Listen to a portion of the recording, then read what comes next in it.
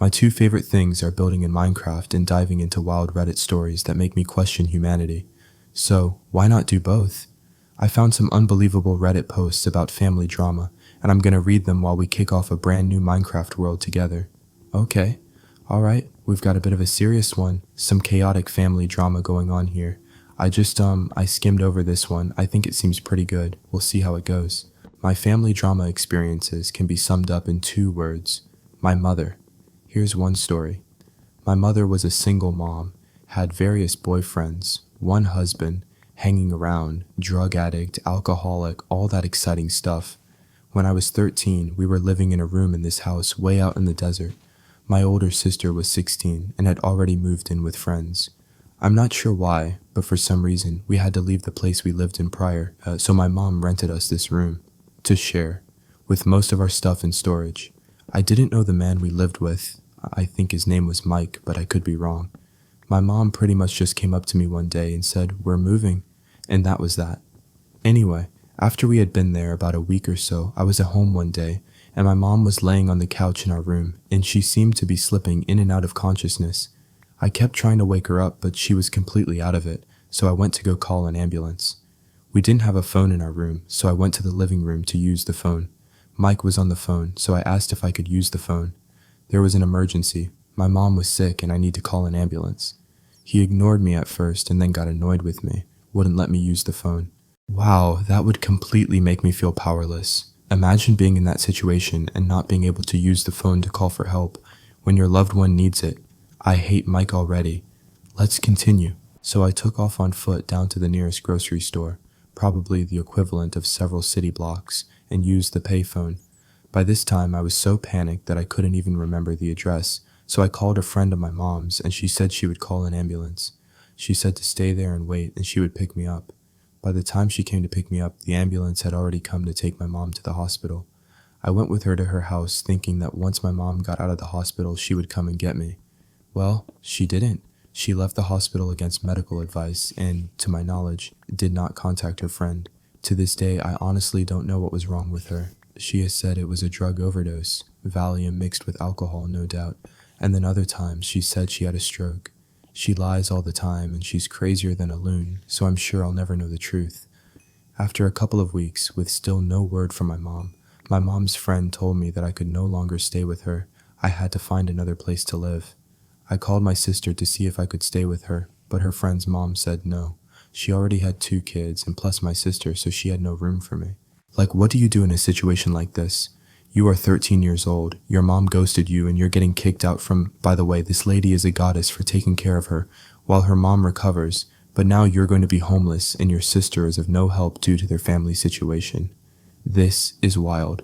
My sister contacted my aunt and uncle, who I hadn't seen, spoken to in probably a year or more, due to my mother and some other dramatics, I'm sure. They agreed to let me stay with them. I moved in with them with nothing but the clothes I was wearing, plus 1 duffel bag of things, a few clothes, some cassette tapes, stuff like that. After staying with them for a few days, they offered to adopt me, and I agreed since I didn't really know what else to do. Finally, after about a month, my mother surfaced. I sat in my cousin's room and waited to find out where I would be living next.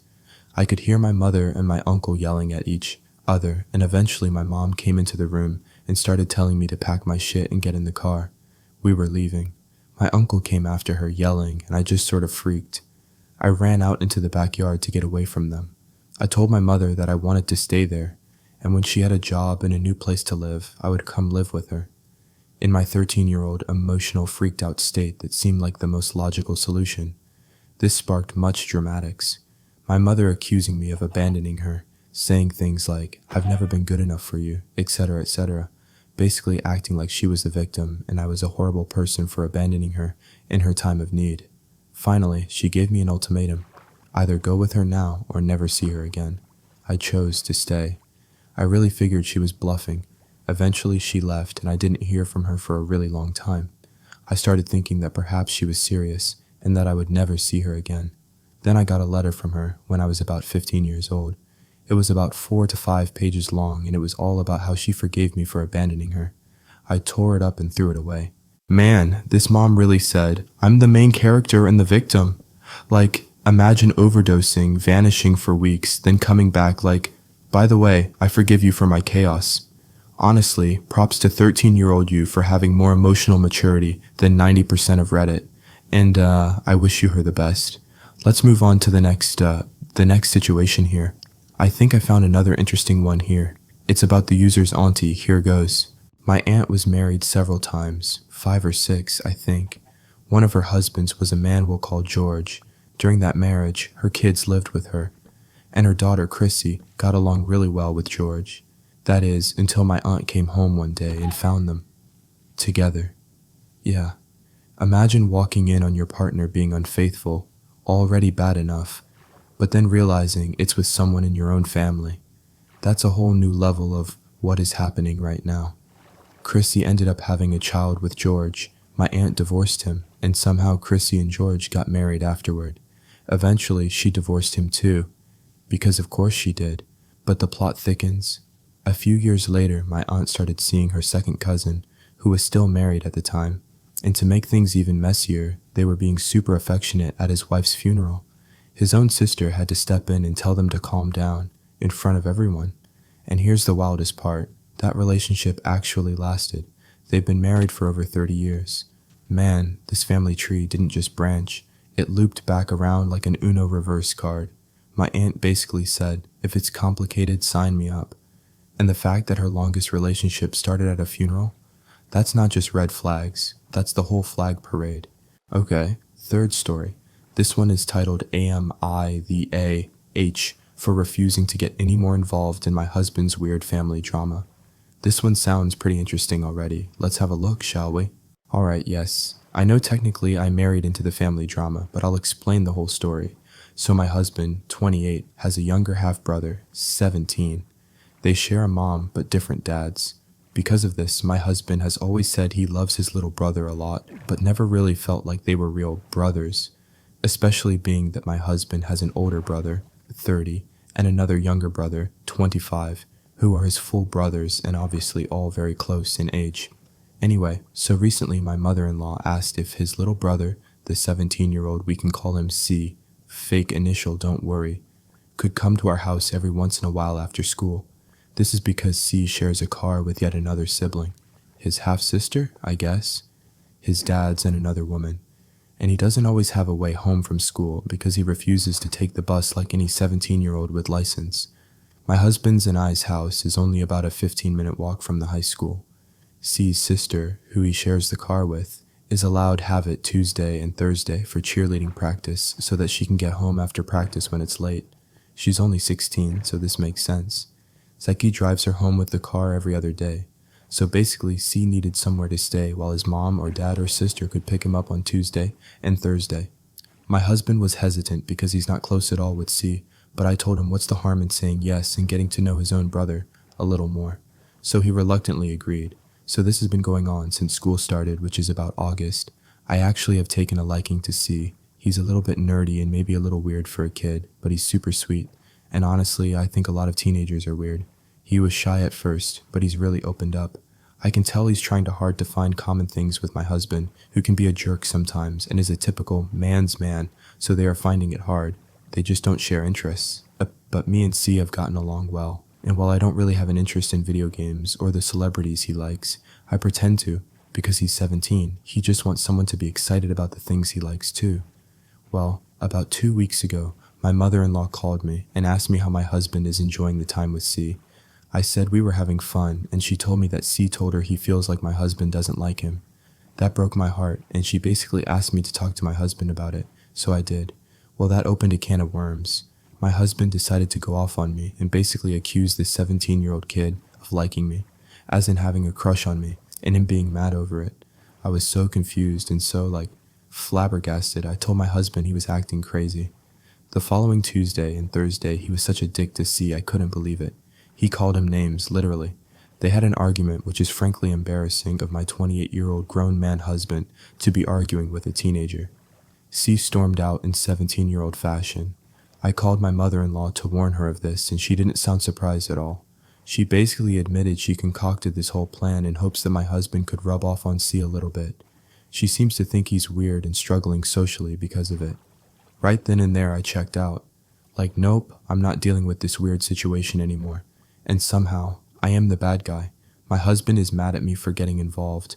Mother-in-law mad at me for letting them argue. C mad at me because who knows why. I'm just stricken, like AITAH, in any of this? So let's get this straight. The mom-in-law set up a family bonding mission, out here running social experiments. The husband turned it into a jealousy subplot, and poor C just wanted somewhere to chill and play Xbox after school. This isn't a family. This is a reality show that accidentally broke into real life. At this point, she's not the bad guy. She's the only one reading the script and wondering how she ended up in a crossover episode between Keeping Up with the In-Laws and High School Musical. Okay, let's move on from the family feud to someone who discovered that patience, persistence, and a little bit of sound engineering can turn petty revenge into pure art. I live in an old apartment building with paper-thin walls. My downstairs neighbor moved in about a year ago and instantly made it his mission to practice his DJ skills at full volume every weekend. We're talking earth-shaking bass, karaoke at 2 a.m., and guests yelling loud enough to rattle my windows. I tried everything. Polite notes, friendly chats, even offering to help him soundproof his setup. He smiled, promised to keep it down, and then threw an even bigger party the next night. After months of sleepless weekends, I snapped. But instead of losing my cool, I decided to fight noise. With noise. I work in IT, and I remembered an old project where we used white noise generators to mask server hum. So I did a little research. Turns out, certain low-frequency tones, when perfectly tuned, can create a phenomenon called psychoacoustic dissonance. Basically, it tricks the brain into feeling uncomfortable without being loud enough to violate any noise rules. I ordered a few small speakers, hooked them to a programmable soundboard, and tucked them along my floor near his ceiling. Then I waited. The first weekend, right on cue, the music started blasting around midnight. I turned on my system, barely audible hums and tones pulsing just below human speech range. Within 20 minutes, I heard the bass cut off. Then the music started again. Then it stopped. Apparently, my frequencies made every track sound off-key and warped. The DJ downstairs kept adjusting his setup all night, never realizing it wasn't his equipment, it was me. By week 2, he was getting desperate. I overheard him complaining to someone that his speakers sounded haunted. He even brought in a friend to calibrate his audio gear. They spent hours rewiring, testing, shouting things like, "Why does it sound wrong?" Meanwhile, I was upstairs eating popcorn. Week 3 was when the magic happened. He stopped hosting parties altogether. I guess it's hard to build a DJ reputation when your entire sound system seems possessed. By the end of the month, I turned my setup off completely, experiment over. And for the first time in months, silence. He moved out 2 weeks later, muttering something about bad acoustics and weird vibes. The new tenant? A teacher who goes to bed at 9:30 and bakes cookies for the neighbors. Absolute perfection. Sometimes revenge isn't about being loud, it's about finding the perfect frequency. That story is just beautiful. The level of patience and technical brilliance it takes to wage psychological acoustic warfare deserves an award. Using audio science to outsmart a wannabe DJ is exactly the kind of quiet revenge I can respect. It's calm, it's clever, and it's completely undetectable. Sometimes, the best way to win is to make your opponent fight themselves. Okay, on to our next story. This tale proves that sometimes the most satisfying revenge doesn't require shouting, plotting, or sabotage, just letting someone's own system take them down. The storyteller worked at a small marketing company with a boss named Amanda. And Amanda wasn't just bad, she was legendary. She micromanaged everything, publicly criticized her own team, took credit for their wins, and blamed them for every mistake. But her worst offense? Mandatory Friday meetings at 4:30 p.m. that dragged on for hours. She claimed they were about team building. Everyone knew they were about power. Amanda also loved reminding everyone that she had an MBA from some respectable business school 15 years ago. She saw herself as the smartest person in the room, and made sure to prove it every 5 minutes. Then one day, fate handed our storyteller a gift. The company implemented a new project management system that tracked everything: time spent on tasks, emails sent, meetings attended, documents edited. Amanda had demanded it to increase accountability. What she didn't realize was that accountability worked both ways. Since the storyteller was responsible for generating productivity reports, they had access to everyone's data, including Amanda's. And that's when things got interesting. While the team was cranking out real work, Amanda's numbers told a different story. Most of her time was spent in meetings she'd scheduled herself, writing long-winded emails about efficiency and creating PowerPoints on boosting productivity. Her actual billable work was less than half of anyone else's, but the best discovery came later. Those dramatic late-night emails she loved to send, they were faked. The system showed when the drafts were created. She was writing them during the day, then scheduling them to send at midnight to look like she was burning the midnight oil. She was literally pretending to overwork. At first, the storyteller just found it funny, but then Amanda made her biggest mistake. During yet another dreaded Friday meeting, she announced a new data-driven performance review system. From now on, raises in job security would depend solely on productivity metrics. And as she stared directly at a few employees she didn't like, she said, "The numbers don't lie." Big mistake. When it came time for the storyteller's review, Amanda clearly planned to use the data against them. But what she didn't expect was that the storyteller had spent the entire week preparing a full presentation, built from the same software Amanda had insisted on.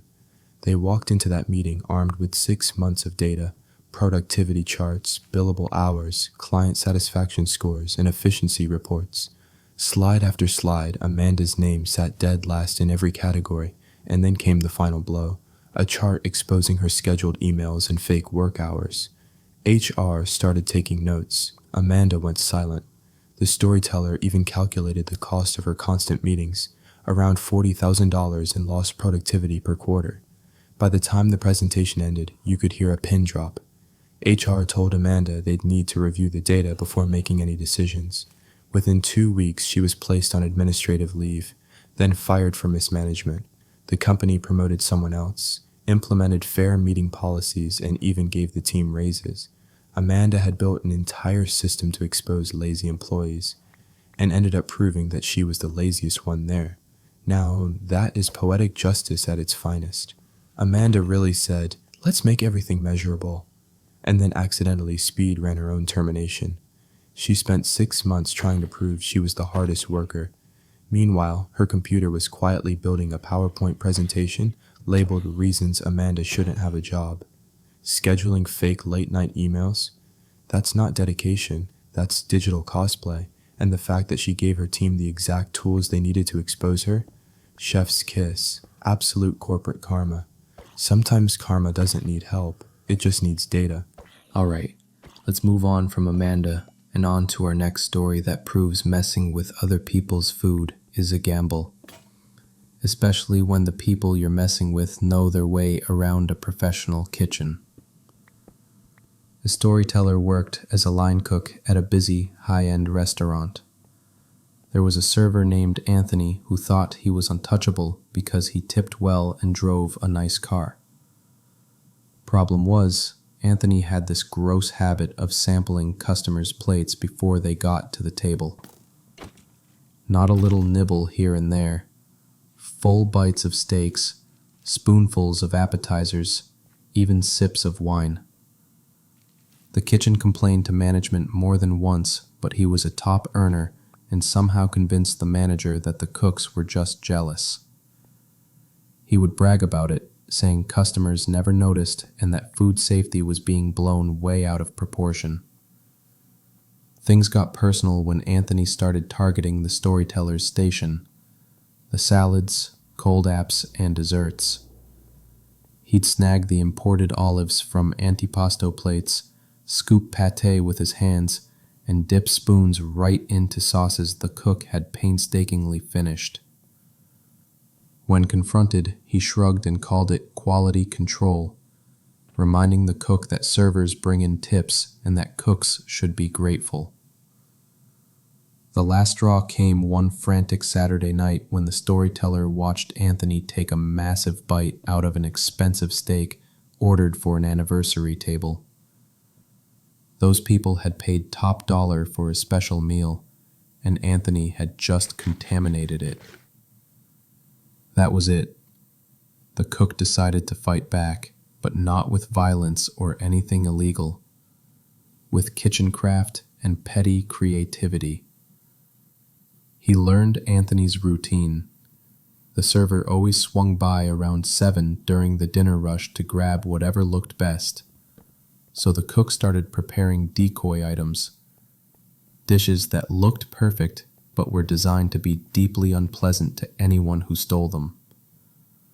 Nothing harmful or dangerous, just culinary surprises that would teach a lesson. The first decoy looked like a fancy dipping oil, but tasted like a nasty, smoky mess. Anthony grabbed a piece of bread, dunked, and bit down. His smug grin immediately collapsed into disgust. He spat it out, coughing and embarrassed, but had to keep working because the dining room was full. Next came a fake dessert that mimicked the signature chocolate mousse. It looked identical, same garnish, same shine. He took a big spoonful expecting silky chocolate bliss, and instead got a mouthful of clashing flavors that made him run to the sink, frantically rinsing his mouth while the kitchen watched. But the finale was the one everyone still talks about.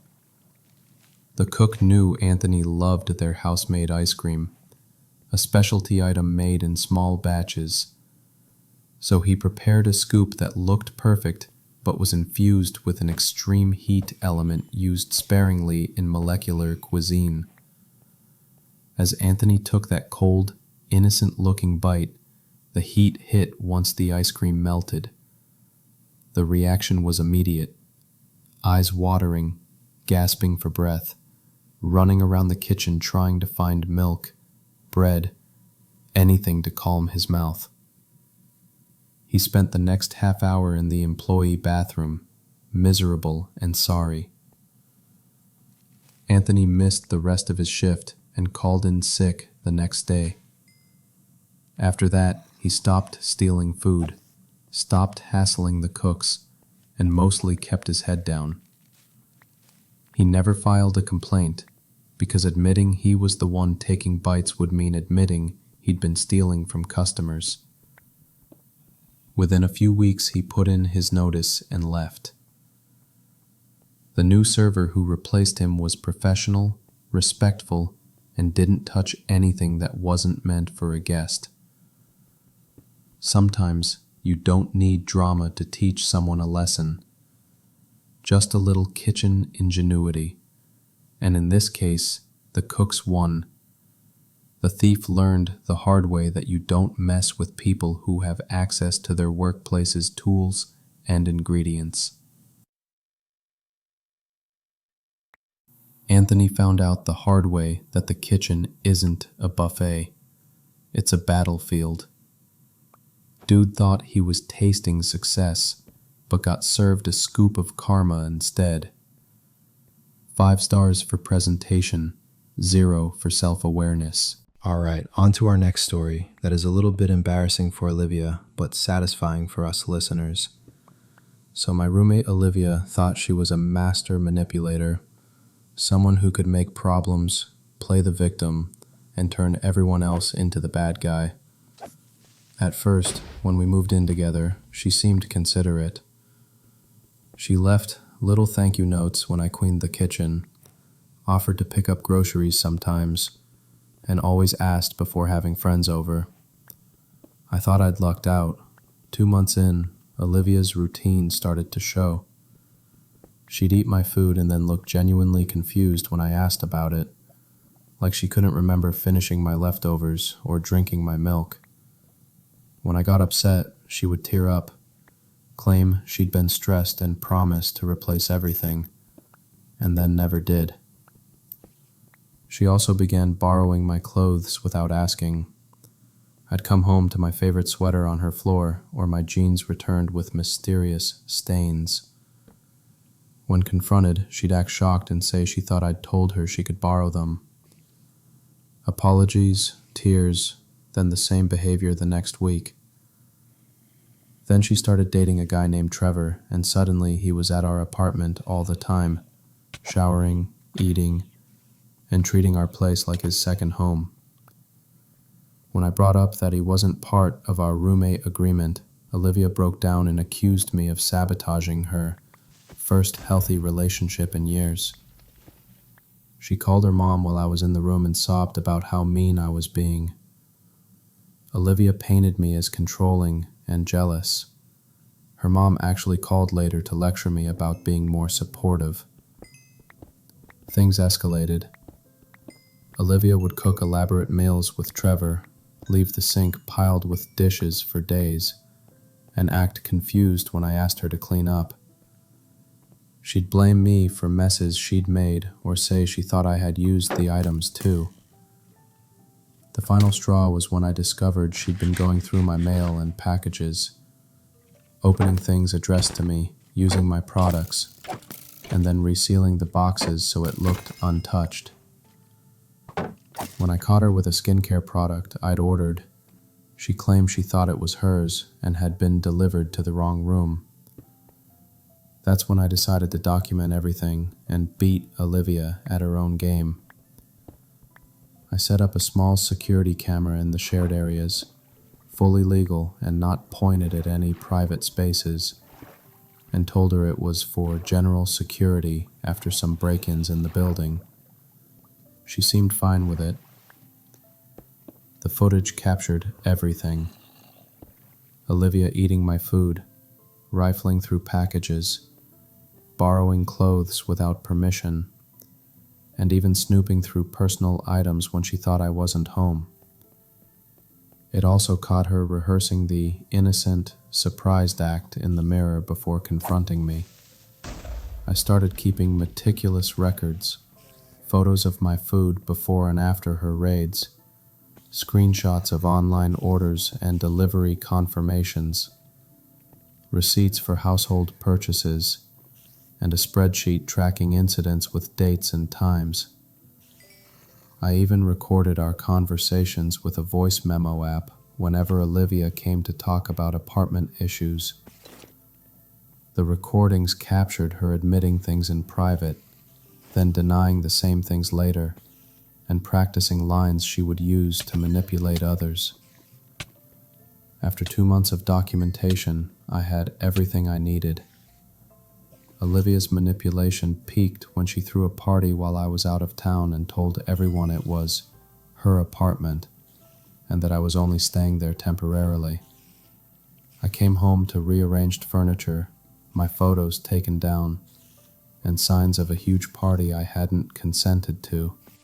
She immediately went into victim mode, crying about wanting to celebrate her birthday, claiming she tried to call me and accusing me of treating her like a child. So I invited both our parents over for a mediation session. Olivia loved that, thinking she could sway them with her act. She brought her mom, who arrived ready to defend her. I set up my laptop and walked everyone through the evidence. First, the security footage, Olivia going through packages, eating my food, and borrowing clothes without permission. Then I played the audio recordings of her admitting things in private, followed by her denials. I showed the receipts and the spreadsheet that totaled the cost of items she'd taken or ruined. Over $800 in food, toiletries, and damaged clothing. I displayed photos of messes she'd left and the timestamps that contradicted her stories.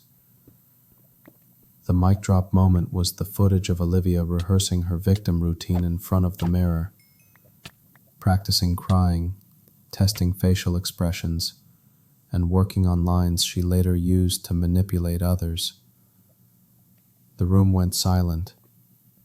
Her mom's expression shifted from support to horror as she watched her daughter performing rehearsed manipulation on camera. My parents, who just wanted to mediate a roommate issue, sat stunned. Olivia tried to explain, claiming the recordings were out of context or staged, but the evidence was overwhelming. Her mom apologized to me. My parents even offered to help me find a new place if needed. Olivia couldn't handle being exposed. She moved out 2 weeks later. Before she left, she admitted she'd never met someone better at playing her own game.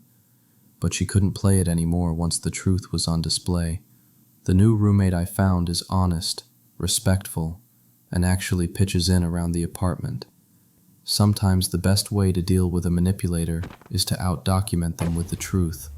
In this case, Olivia's own performance literally proved her guilt, and that's the perfect revenge. Olivia thought she could direct her own real-life soap opera until her rehearsals went public. Who needs a truth bomb when you've got security footage? Man, that's a 5-star expose. Performance art, expose, eviction. Okay, let's dive into the next tale, which proves sometimes the most effective revenge is turning someone's own tactics against them and watching them get trapped by their own performance. My sister-in-law Vivienne always acted like the rules didn't apply to her. She'd park in handicapped spots because she was just running in, cut lines because her time was more valuable, and treat service workers like they were invisible. What made it worse was that she rarely faced consequences. She was charming, practiced the perfect apologetic face, and could make anyone feel guilty for calling her out. Everything escalated after she moved to town and married my brother-in-law. At family events, she bragged about how she'd sweet-talked her way out of speeding tickets, convinced restaurants to comp meals with exaggerated complaints, and returned clearly used items by acting helpless. She treated it all like a game and seemed proud of it. My brother-in-law thought it was hilarious and egged her on. The thing that finally pushed me over the edge was my daughter's birthday party. Vivienne showed up 2 hours late after getting her nails done. We'd already done cake and presents.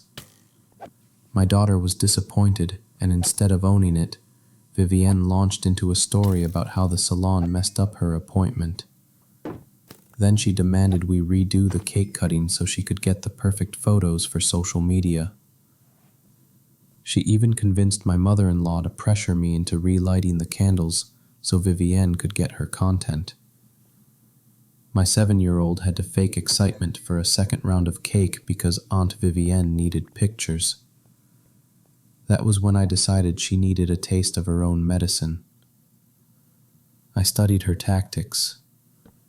Vivienne's whole game was create a situation where saying no made you look petty, then act wounded when someone enforced normal boundaries. A few weeks later, Vivienne planned an elaborate birthday dinner at an expensive downtown restaurant. Reservations for 12 people, and she fully expected everyone to split the tab because she was the birthday girl. This was classic Vivienne. Organize an event that benefits her, then convince others to cover the cost. I RSVP'd and quietly set my plan in motion. I called the restaurant ahead of time and told them I wanted to surprise Vivienne with a custom cake during dessert. Sparklers, a singing presentation, the whole theatrical bit. I put the $200 cake on my credit card. I wrote a card praising Vivienne for being such a generous host and signed it from the group, thanking her for treating everyone to dinner. The night went exactly as I'd planned. Vivienne held court all evening, taking selfies, showing off her outfit, and acting like the center of attention. At dessert, the staff presented the massive custom cake with sparklers while the dining room sang Happy Birthday. Vivienne was thrilled, posed for photos, and publicly thanked me for the surprise, making a big show of how thoughtful and generous I was. And then the bill arrived, placed deliberately in front of Vivienne. The card sat beside her plate, praising her generosity and noting how unusual and lovely it was that she was treating everyone for her birthday. Her smile disappeared as she scanned the total. 12 people, appetizers, entrees, wine, and the $200 cake. The bill was over $800. She tried to laugh it off and suggest we split it, but I immediately stood up to thank her again for her kindness. praising how mature it was for someone to pay for their own celebration. Family members chimed in, thanking Vivienne and calling the gesture thoughtful. Even my mother-in-law got emotional. Vivienne was trapped by her own performance. She'd spent the entire evening accepting praise for treating everyone, taken pictures with the cake I'd paid for, and heard multiple public thank yous. If she backed out now, she'd admit she'd planned to saddle everyone else with the bill for her own party. So she handed over her credit card, forced a smile, and paid the whole thing. She'd been hoisted on her own social manipulation. The best part? She couldn't complain afterward without admitting that she'd never intended to cover the cost. From that night on, Vivienne was noticeably more careful around me. She still tried entitled behavior with others, but she never again attempted to stick me with the bill for her celebrations. Sometimes the most effective revenge is a little social engineering. Use someone's own script to write them into an awkward corner, and let the performance collapse under its own weight. Vivienne got completely outplayed at her own game, and she couldn't even call foul without revealing the whole con. Vivienne tried to play the world like a staged rom-com, but got carded into pain for her own production. Social engineering. 1. Guilty glamour. 0. That $200 cake was a deliciously petty plot twist. Alright, let's move to the next story, which shows how sometimes the most devastating revenge is simply letting someone's own arrogance undo them. The storyteller lived in a small apartment complex where the property manager, Henry, developed a serious power complex. He treated running a 12-unit building like running a corporation, and he made life miserable for tenants with petty rules and constant harassment. Henry created unofficial policies that went far beyond the lease, fining people for overnight guests, charging bogus fees for packages, and even attempting to dictate when tenants could use laundry or take showers because he was convinced the building's utilities would collapse otherwise. What made Henry dangerous was how he enforced these fabrications. He'd perform surprise inspections, let himself into apartments without proper notice, rifle through personal belongings, and then hit people with violation notices for nonsense. Too many plants, closets he declared overstuffed, or personal items he labeled unsafe. He picked on people who seemed unlikely to push back, students, elderly residents, and anyone he thought he could intimidate. Threats of eviction were his go-to tool.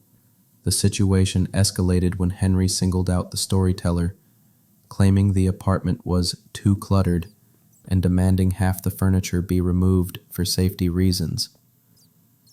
When the storyteller cited the lease and said Henry had no right to dictate interior layouts, Henry threatened eviction and claimed he'd been documenting safety concerns. That's when the storyteller decided to find out exactly how much authority Henry actually had. Turns out Henry had been operating well outside his legal and contractual boundaries for years. Property managers have clear limits on entry, fees, and enforcement, limits Henry ignored. Even worse, the building was owned by a large property management company with specific protocols that Henry blatantly violated. His surprise entries, bogus fees, and intimidation tactics were not only unenforceable, they exposed the company to liability. So the storyteller started documenting everything: dates and times of unauthorized entries, photos of notices Henry posted, copies of bogus fee receipts, and written accounts from neighbors who'd experienced the same harassment. Crucially, The storyteller also reached out and discovered that many tenants had similar stories. But instead of filing a single complaint, the storyteller decided to use Henry's arrogance against him. Henry loved confrontation and hated being questioned. He could not resist proving himself right. The storyteller calmly began asking Henry to cite the exact lease clauses that gave him the power to regulate furniture, charge delivery fees, or enter apartments without notice, and did so in writing. Henry's reaction was textbook. Rather than consult corporate policy or back down, he doubled down in a long, angry email that threatened eviction, asserted broad rights to enter units whenever he wanted, and lectured tenants about how they should be grateful for his management. Most critically, he copied the building owner's corporate office on the message, apparently believing this would intimidate the tenants into silence. That email turned out to be the smoking gun. The storyteller forwarded Henry's threatening message to the corporate office along with the detailed documentation, timestamps, photos, tenant testimonials, and formal complaints about harassment. The company responded quickly. Within 48 hours, corporate representatives were on site conducting interviews and reviewing records. They found a consistent pattern of policy violations and potential legal exposure. Henry was terminated almost immediately. The company issued apologies, refunded unauthorized fees, and implemented new procedures to protect tenants. The building's atmosphere improved overnight under a professional manager who actually followed the lease. According to corporate, the final trigger wasn't just the volume of complaints, it was Henry's arrogance. By copying his supervisors on an email that outlined his own unlawful practices and threats, he had essentially confessed in writing. He was so convinced of his authority he created the paper trail that led to his firing. Sometimes the most effective revenge is asking someone to justify their actions to the people who actually have the power to hold them accountable. Henry literally handed his employers a written confession of misconduct. His ego did the rest. The lesson? Don't write your own downfall into an email and blind copy your bosses. Sometimes giving someone enough rope means they'll happily tie their own noose while thinking they're lassoing you. Henry spent months playing king of the mini-empire, then wrote a memo proving he was just a regular tyrant. That email was a self-served dismissal. Our next story dives into the office, proving sometimes the best way to expose a thief is to bait them with exactly what they want, then let their arrogance finish the job. The storyteller worked in marketing at a mid-sized tech company and had been dealing with a coworker named Josh for about a year. Josh was one of those smooth presenters who loved taking credit for other people's work. He was great at public speaking, but bad at actually doing the heavy lifting. For months, he'd quietly been coasting on other people's ideas, and then the storyteller became his main target. At first it was small. Mention an idea in a meeting, and Josh would later present it as his own. When called out, he'd brush it off with a "great minds think alike" shrug. But it escalated. The tipping point came when the storyteller spent 3 weeks building a full social media strategy for a major product launch. Market research, content calendars, mock-ups, and sample copy. Planning to present it on Monday. On Friday, the storyteller got food poisoning and had to stay home all weekend. Come Monday, Josh had presented the entire strategy to leadership, using the storyteller's slides and copy, just with his name on it. Leadership loved it. Josh got praise for vision and initiative, while the storyteller, who'd been sick all weekend, watched from the sidelines as someone else took credit for weeks of work. When confronted, Josh claimed they'd been collaborating and that in team environments, contribution lines get blurred. He suggested the storyteller should be glad the project moved forward. That's when the storyteller decided Josh needed a public lesson in professional ethics. The plan was careful and surgical. First, the storyteller gathered evidence, filed timestamps, draft emails, and meeting recordings showing exactly when ideas were suggested. Then, more importantly, they started feeding Josh a fabricated golden goose. The storyteller created a polished-looking campaign, not for actual use, but intentionally flawed in ways only someone familiar with the client's constraints would spot. It looked like a career-making proposal, elegant slides, convincing metrics, and a bold strategy. But it included budget figures that exceeded the client's limits, proposed partnerships with companies the client had explicitly rejected, and messaging that contradicted established brand guidelines. They left this irreproachable deck visible on their workstation and talked about it where Josh could overhear, making sure he believed this was the real breakthrough. Then they walked out for a long weekend, knowing Josh had access. Predictably, Josh opened the files and ran with them. 2 weeks later, he asked to present to leadership about a revolutionary approach to the company's biggest client. The storyteller sat in the room like any team member, not hinting that anything was amiss. Josh's presentation started strong, confident delivery, smooth transitions. But as he dove into specifics, puzzled looks spread across the table. The account manager pointed out that the budget was nearly 3 times what the client had allocated. The creative director noted the messaging blatantly contradicted the client's brand rules. Partnerships Josh proposed were with companies the client had already banned. Josh couldn't answer the details. He had no backup plans, no research process to cite, and no grasp of the client's real constraints. The leadership team made it clear the proposals were unworkable and might even damage the client relationship if pursued. Afterward, leadership asked the storyteller to stay behind. They wanted context. The storyteller offered to quickly develop a workable alternative, and within a week presented a real strategy the client loved. The contrast was glaring. A thoughtful, client-aligned plan from the storyteller versus a flashy but reckless attempt from Josh. Management quietly moved Josh to another team where oversight was tighter. He never publicly accused the storyteller.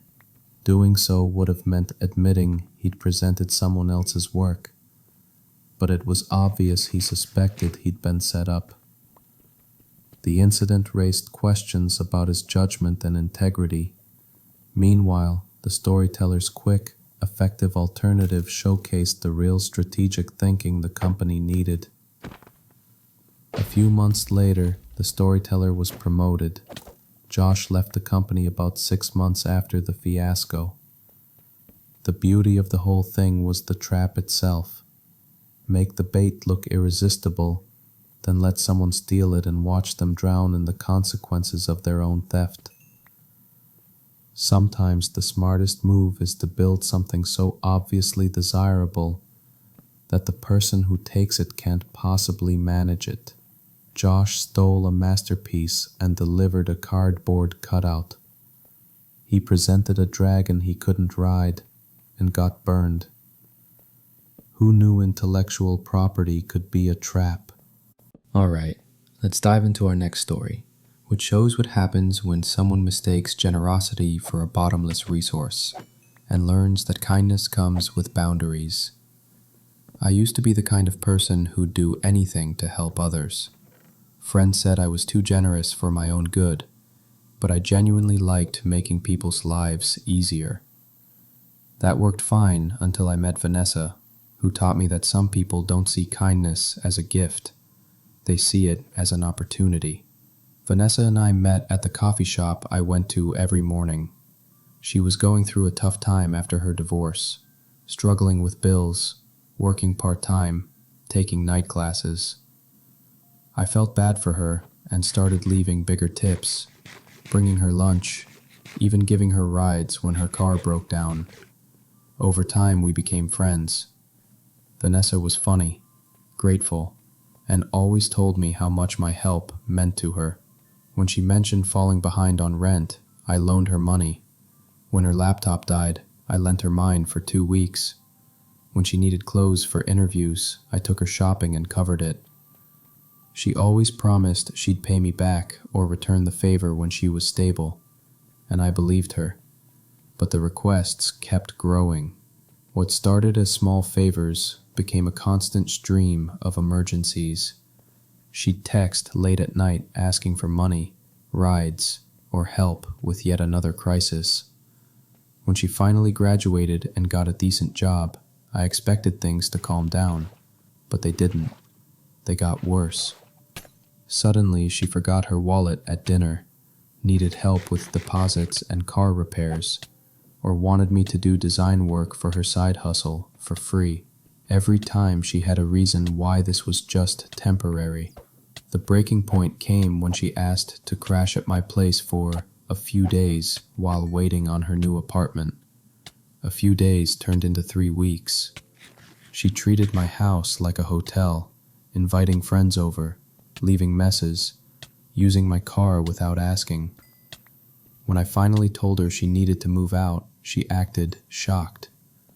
She said she thought I enjoyed having company and accused me of being selfish for not being more supportive.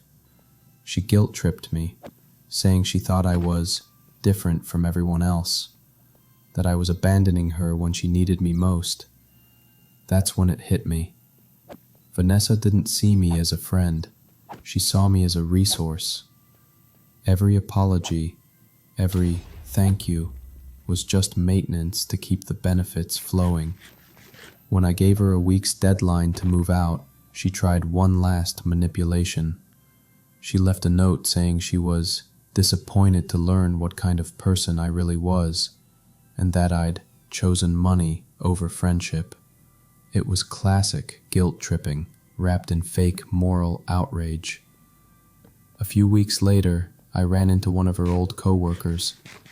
They mentioned that Vanessa had told everyone a very different version of our story. In her version, I was controlling and jealous, that I couldn't stand her independence and wanted her to rely on me.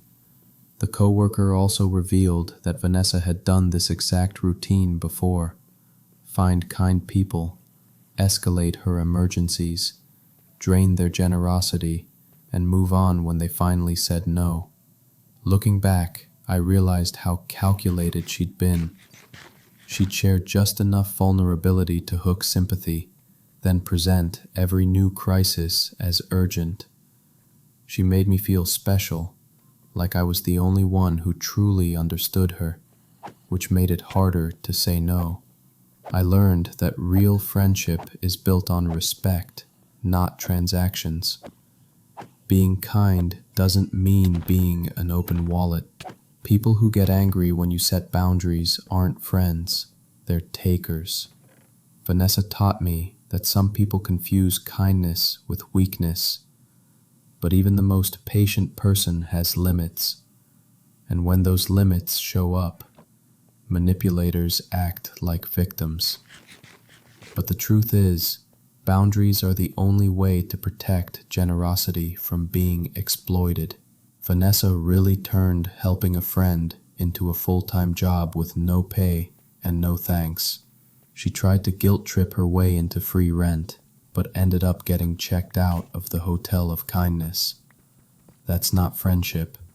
That's emotional tax fraud. Our next story shows how sometimes the most devastating revenge is just letting someone's arrogance and dishonesty unravel on their own.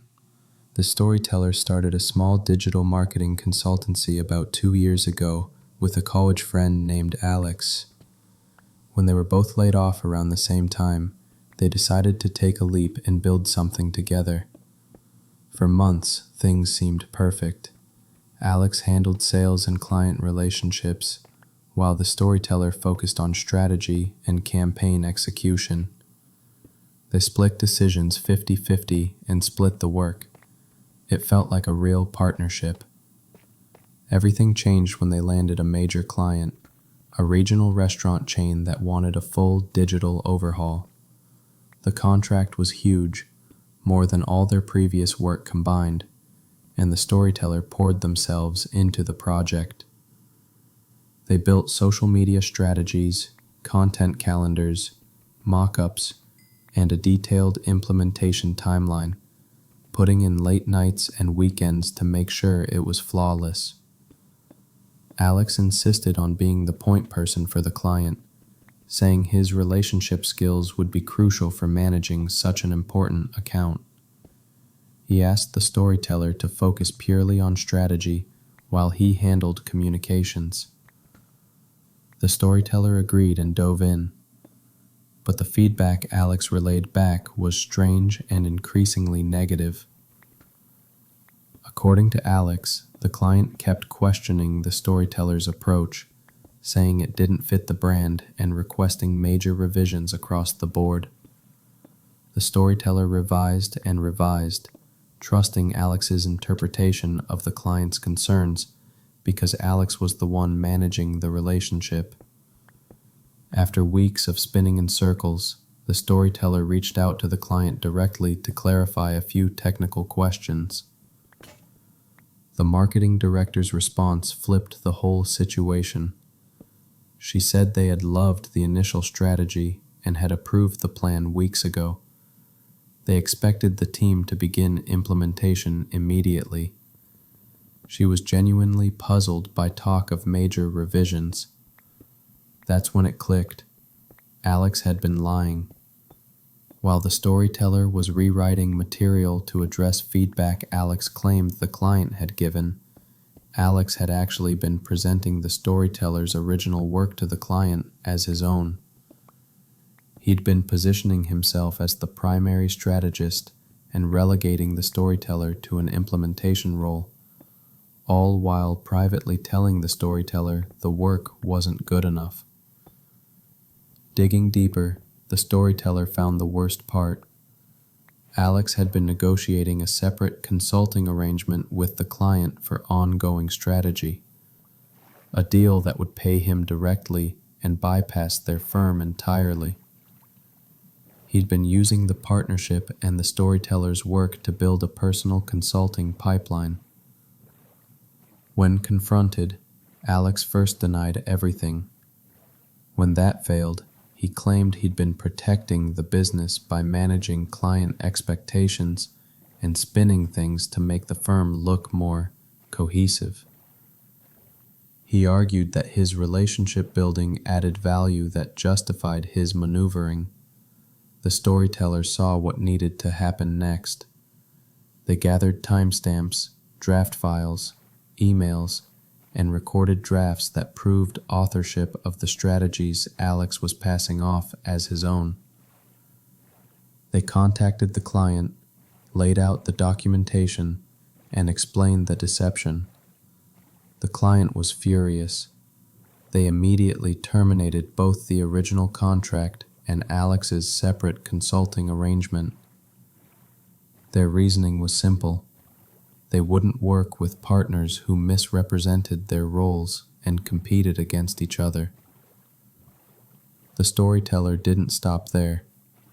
They contacted other clients, presented the evidence, and clarified who had actually created each campaign. Clients were surprised to learn Alex had been taking credit, and word spread fast. Alex's reputation for smooth talking turned into a reputation for dishonesty. His relationship skills weren't trusted anymore. They were seen as manipulative. Within a month, the partnership collapsed. The storyteller kept the intellectual property they could prove they'd created, and several former clients hired the storyteller directly.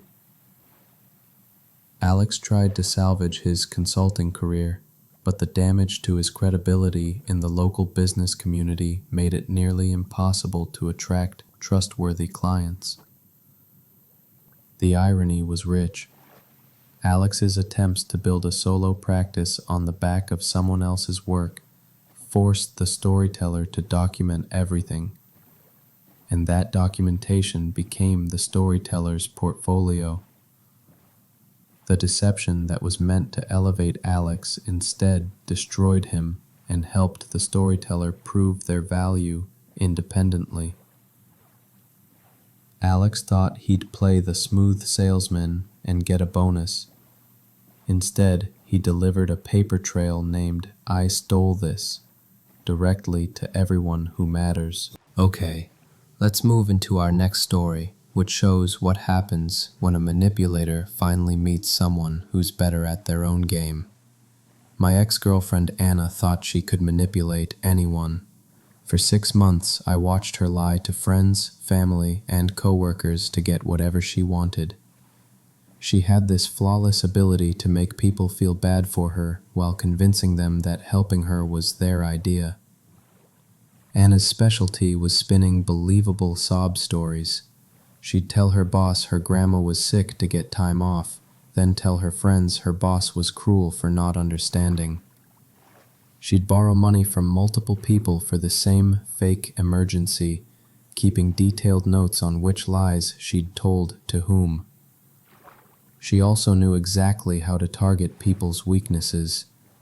She'd tell one coworker how kind and dependable they were right before asking for favors, or she'd emotionally guilt-trip neighbors into doing things for her by saying they reminded her of family she'd lost.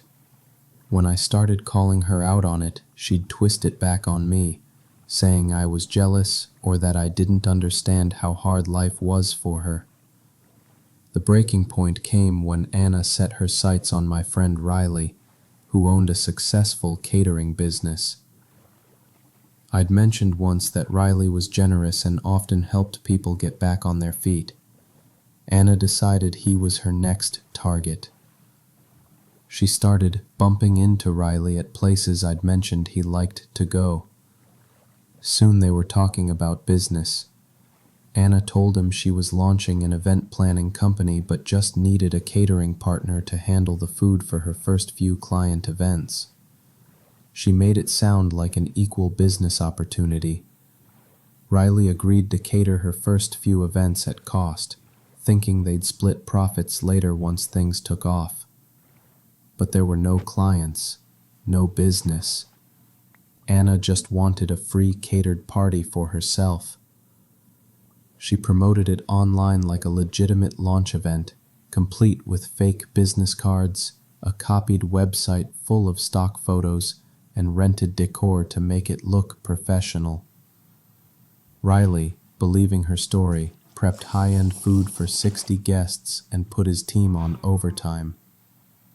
That's when I decided Anna's career in deception needed a grand finale. I knew Riley well. His whole business ran on honesty and reputation. If he found out Anna had lied to him, it wouldn't just be anger. It would be professional outrage. So I met Riley for coffee the day before the event and casually mentioned that Anna's business details didn't quite add up. He started asking questions. Within an hour, he discovered she had no clients, no registration, and had stolen testimonials from other companies' websites. He didn't confront her. He decided to let her expose herself. Saturday night came, and Anna's fake launch party was in full swing. She was basking in praise, handing out fake business cards, giving speeches about her journey as an entrepreneur. Guests were impressed, until Riley stood up. Anna introduced him as her business mentor, clearly expecting a glowing endorsement. Instead, Riley gave a short speech about the importance of honesty in business. Then, calmly and professionally, he explained that someone in the room had been misrepresenting their business, inventing clients, and exploiting others' generosity. He began asking Anna simple questions: registration numbers, client names, proof of contracts. The silence was brutal. Anna stammered, tried to deflect, but she couldn't answer a single thing. Within minutes, everyone at the party realized there was no business, just a massive lie. Riley finished by saying he'd be donating the entire catering bill to a legitimate small business nonprofit, since, clearly, no real company was launching that night. The room emptied fast. Guests left embarrassed that they'd believed her, and Anna's fake reputation collapsed overnight. The story spread quickly. Screenshots of her fake website and copied testimonials started circulating online. Her carefully curated social media became evidence of her deceit. Within weeks, Anna's entire social circle knew the truth. Her manipulation tactics stopped working because everyone knew what she was. She tried blaming Riley, saying he was jealous and wanted to ruin her success, but no one bought it. Her credibility was gone. She eventually moved to another city, trying to start fresh, but her online footprint followed her. The whole ordeal was a masterclass in poetic justice, a manipulator destroyed by her own performance. Sometimes you don't need to confront a liar. You just give them a stage and let them perform themselves into exposure. Anna's downfall wasn't someone else's revenge. It was her own script collapsing in real time. Anna really hosted her own downfall like it was a red carpet premiere.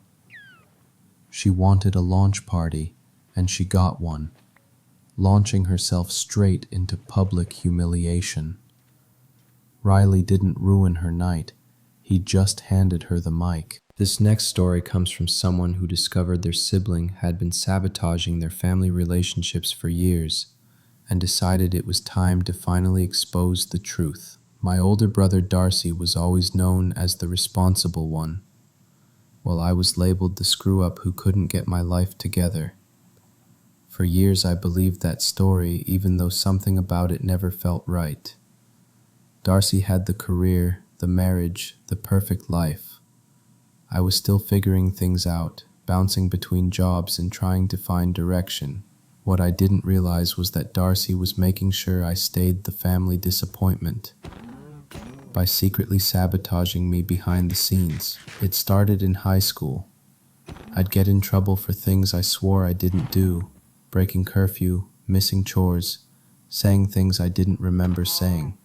Darcy would always back up our parents, shaking his head and playing the concerned big brother. In college, my parents started mentioning rude comments I supposedly made during phone calls, or promises I'd forgotten to keep. Every time I tried to defend myself, Darcy would tell them I was probably too stressed or didn't remember clearly. It was subtle, but constant.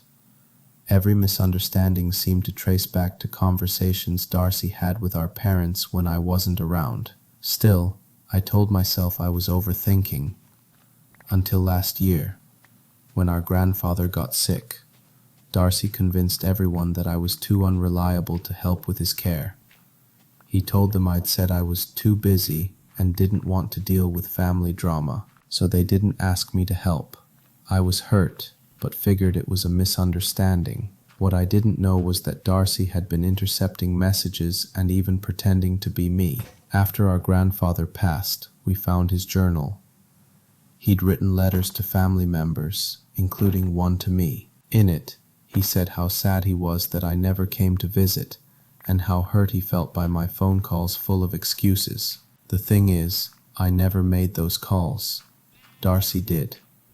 He'd been impersonating me, feeding our grandfather fake stories to make me look selfish and cold. Reading that journal was like being hit by lightning. I started checking old call logs, emails, and messages. The deeper I looked, the darker it got. Darcy had been pretending to be me for years. He'd made fake email accounts, sent messages to family that sounded rude or careless, even posted on fake social media accounts that backed up his lies. He'd convinced our parents to funnel family updates through him so nothing got lost, then filtered and rewrote the information before passing it on. It wasn't just manipulation, it was identity theft. He'd built his perfect image by destroying mine. When I finally confronted him, Darcy denied everything, until I showed him the evidence. Then he changed tactics. He said he'd only done it to protect the family and teach me responsibility. He actually told me that his lies had helped me grow as a person. That was the moment I realized just how twisted his thinking really was. So I decided to do what he hated most, tell the truth, publicly. I gathered everything, the fake emails, the social media screenshots, the call records, and most importantly, my grandfather's journal entries. Then I invited our parents and key relatives to a family meeting, saying I had important information about Grandpa's final months. When everyone was seated, I walked them through it all. I showed them the fake emails Darcy had sent pretending to be me, played voicemail recordings of him imitating my voice. Then I read aloud the journal entries about the fake phone calls. The room went completely silent. My parents' faces fell as they realized how long they'd been deceived. Every misunderstanding, every argument, all engineered by Darcy. His mask fell apart instantly. Family members started connecting the dots. He tried to defend himself, saying he was protecting the family, but the evidence made it clear. It wasn't protection, it was control. Years of carefully constructed lies collapsed in a single night. After that, everything changed. Darcy was cut out of family decisions. No one trusted his word anymore. My parents and I rebuilt our relationship from the ground up. His marriage didn't survive the fallout either. His wife realized that if he could orchestrate lies like that against his own brother, she couldn't trust him with anything. Relatives I hadn't spoken to in years reached out to apologize. Once they saw the evidence, they understood the truth. Darcy's whole reputation as the responsible one had been a performance built on lies. Eventually, he moved out of state, trying to start over somewhere new, but it's hard to rebuild a life when your entire identity was based on destroying someone else's. For me, it was liberation. The truth came out, and I finally got my voice back. Darcy's years of gaslighting were over. Alright everyone, this last story comes from a teacher titled, Anyone have students whose constant family drama is an excuse for low attendance? So picture this. Young girl, only just 16 in a meeting because last year her attendance was 60%. Mum and adult sister and husband are in the meeting. Why was her attendance low, I ask. Sister is married with kids, chirps up. I have mental health issues and keeping her off school and home with me saved my life. Mum then starts, my partner, not kid's dad, is abusive and he's in court a lot and I need her there to support me while she's in court in case partner is sent to prison for his various crimes. Mum then proceeded to tell me 5 other court dates the partner had and she needed daughter off school to support her. Poor kid was a lovely girl but wrapped up in this family crap. Another parent, my son whose attendance is poor is not at school because his great-grandma's neighbor broke her hip and we all need to be in the waiting room while she has an operation. This is common for me. Thing is, if their beloved family dog dies, the kid is made to come in to school, but all other petty drama the kid needs to be there to witness it. Am I insensitive to family bonds? I'm so confused as to why these people think petty drama is a reason to lose out on education. This student's family has more seasons than Grey's Anatomy, and every cliffhanger just happens to drop during math class, right when school does. Someone call Netflix. We've got perfect attendance in drama. Alright guys, thank you so much for listening till the very end. I had a lot of fun reading these stories, and I hope you had fun listening at them too. If you liked it, please subscribe and like for more. Let me know which story was your favorite down below, and if you have personal stories, please drop and comment, and I will be sure to read them in the next video.